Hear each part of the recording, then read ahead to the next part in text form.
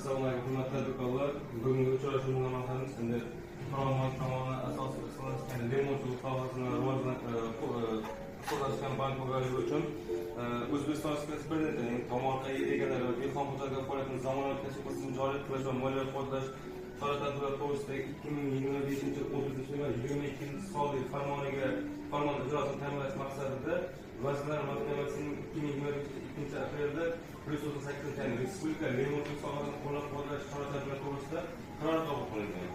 Endi bunda qarorda asosiy topshiriqlar O'zbekiston Iqtisodiyot va Moliya vazirligi, Markaziy bank, Turon bank zimmasiga yuklatilgan.